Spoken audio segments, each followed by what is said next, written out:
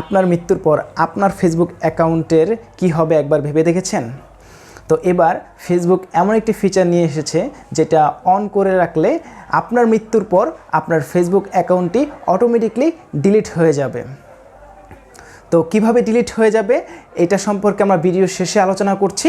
তো এই অপশনটা যদি আপনি অন করে রাখেন তাহলে আপনার মৃত্যুর পর আপনার অ্যাকাউন্টে কেউ মেসেজ করতে পারবে না, কেউ ট্যাগ করতে পারবে না এবং কিছুদিন পরে আপনার অ্যাকাউন্টটি ডিলিট হয়ে যাবে। তো এটাই আমরা দেখব, চলুন আমরা স্ক্রিনে চলে যাই। আমরা আমাদের ফেসবুক স্ক্রিনে চলে আসছি। আমরা ফেসবুক অ্যাপে ঢুকে গেলাম। তো এখান থেকে আমরা 3 ডট লাইনে ক্লিক করব, তারপর এখান থেকে সেটিংয়ে চলে যাব। সেটিং থেকে আমরা চলে যাব পার্সোনাল ডিটেলসে। নিচে আবারও পার্সোনাল ডিটেলস রয়েছে, সেখানে আমরা ক্লিক করব। এরপর আমরা চলে যাব অ্যাকাউন্ট ওনারশিপ অ্যান্ড কন্ট্রোলে। তারপরে আমরা চলে যাব মেমোরিয়ালাইজেশনে। তো এখানে ক্লিক করব। এখানে ক্লিক করার পর আমরা এখানে লিখব যে ডিলিট আফটার ডেথ। এখানে আমরা যদি ক্লিক করি তাহলে আমাদের এই অপশনটা অন হয়ে যাবে। তো আপনারাও যদি চান তাহলে এই অপশনটা অন করে রাখতে পারেন। তো এটা ডিলিট হয়ে যাবে আফটার ডেট, মৃত্যুর পরে। তো এভাবেই আমরা এই অপশনটা অন করে রাখতে পারি।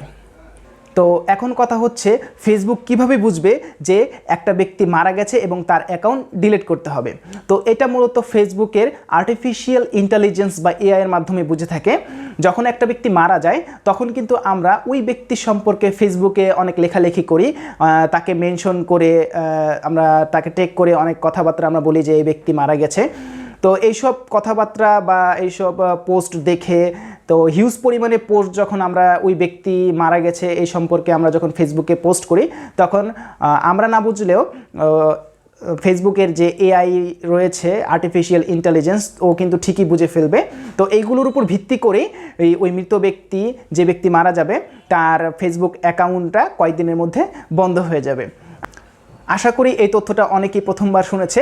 তো চাইলে এই অপশনটা সবাই অন করে রাখতে পারেন, যাতে যদি কেউ মারা যায় তাহলে কয়েকদিনের মধ্যে তার অ্যাকাউন্টটা ডিলিট হয়ে যাবে।